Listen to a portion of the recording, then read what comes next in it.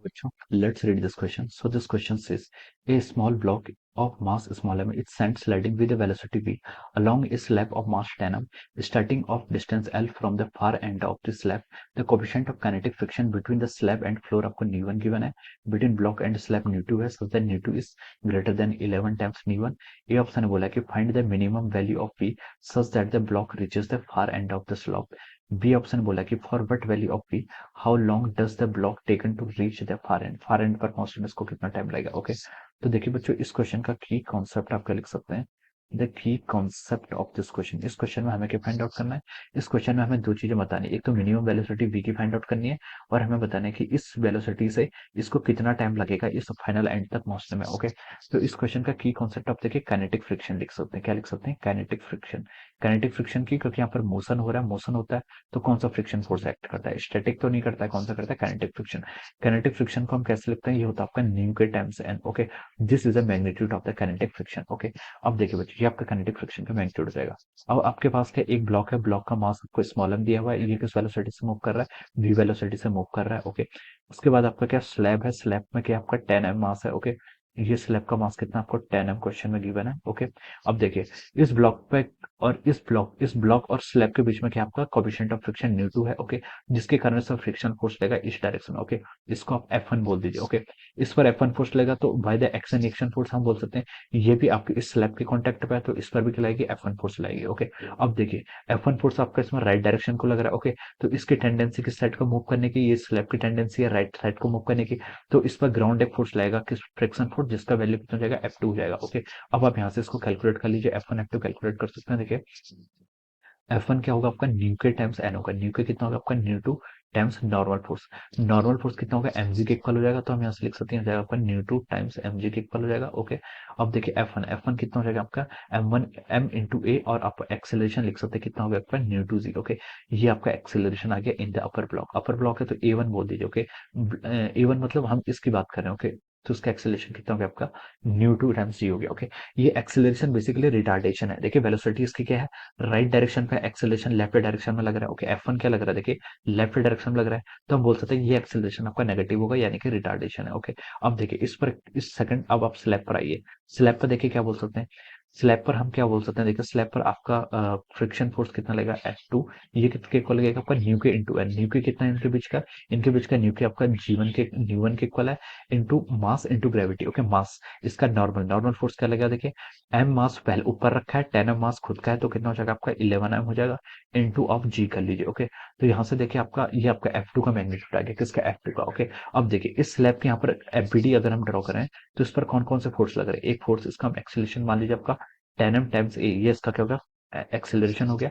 कौन कौन से फोर्स लग रहे हैं, एक F1 लग रहा है माइनस F2। F1 का मैग्नीट्यूड कितना है, F1 का मैग्नीट्यूड है आपका न्यू2 mg minus of F2 opposite direction में लग रहा है इसलिए हम इसको माइनस कर लिया, minus 11 m mu m into g. Okay, ये यहाँ से हम लिख सकते हैं। ओके, अब देखिए आपसे m से m कैंसिल हो जाएगा, m से m कैंसिल हो जाएगा, एक्सेलरेशन की वैल्यू कितनी होगी, देखिए g/10 को कॉमन ले लीजिए तो ये कितना हो जाएगा आपका न्यू2 माइनस ऑफ 11 टाइम्स न्यू1। ओके, ये आपका एक्सेलरेशन आ गया, ये क्या आ गया आपका एक्सेलरेशन आ गया। ओके, अब देखिए ये आपका एक्सेलरेशन आ गया।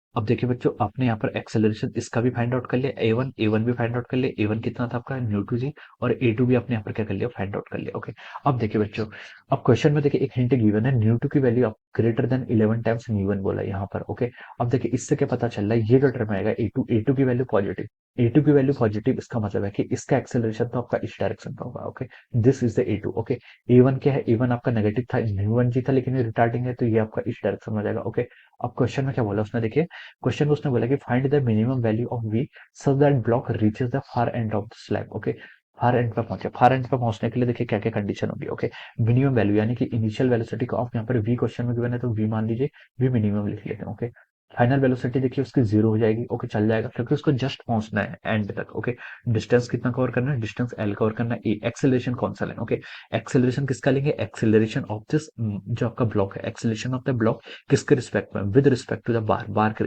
स्लैब के रिस्पेक्ट में। ओके, तो यहाँ पर आपका रिलेटिव एक्सेलरेशन है। रिलेटिव एक्सेलरेशन क्या होता है, देखिए एक का एक्सेलरेशन जो आपका ब्लॉक है, ब्लॉक का एक्सेलरेशन तो लेफ्ट डायरेक्शन पे है, इस डायरेक्शन पे है। ओके, और इसका एक्सेलरेशन क्या है, ए टू राइट डायरेक्शन पे है, तो इनका रिलेटिव एक्सेलरेशन हम फाइंड आउट करेंगे तो आपको को इसको क्या कर लीजिए, डायरेक्ट ऐड कर लीजिए। ओके, तो यहाँ से आपका रिलेटिव एक्सेलरेशन फाइंड आउट करना है, तो इन दोनों एक्सेलरेशन को ऐड कर लीजिए। कितना होगा देखिए, न्यू टू जी प्लस इसका एक्सेलरेशन कितना है, g/10 times of mu two minus of 11 times mu one. Okay, इन दोनों एक्सेलरेशन को आप क्या कर लीजिए, ऐड कर लीजिए। ओके, तो देखिए ये ऐड करके कितना हो जाएगा, देखिए ये आपका न्यू टू जी आप यहाँ से कॉमन ले लीजिए, न्यू टू जी कॉमन ले लेंगे तो क्या हो जाएगा, 11/10 times of our mu two G minus of कितना हो जाएगा, minus of 11g/10 of our mu one हो जाएगा। ओके, यस इतना ही हो जाएगा। ओके, तो यहाँ से देखिए आपका 11/10 जी को आप कॉमन ले लीजिए, अंदर क्या हो जाएगा आपका mu two minus mu one. Okay, ये आपका रिलेटिव एक्सेलरेशन आ गया, क्या आ गया, this is a relative acceleration. ये हमने यहाँ से रिलेटिव एक्सेलरेशन फाइंड आउट कर दिया। ओके, हमें क्या फाइंड आउट करना है, हमें यहाँ पर minimum velocity V find out करना है। ओके, मिनिमम वेलोसिटी का फाइंड आउट करना है, वी फाइंड आउट करना है। तो चलिए अब हम इसके यहाँ पर सॉल्व पुट करते हैं, इस इक्वेशन पे वैल्यूज क्या करना है, वैल्यूज पुट करते हैं। तो देखिए v आपका जीरो हो जाएगा, v square minus u square equal to 2s का यूज करेंगे। v गिवन है, u गिवन है, s गिवन है, e गिवन है, कौन सी इक्वेशन बेस्ट रहेगी, v square minus u square equal to 2s।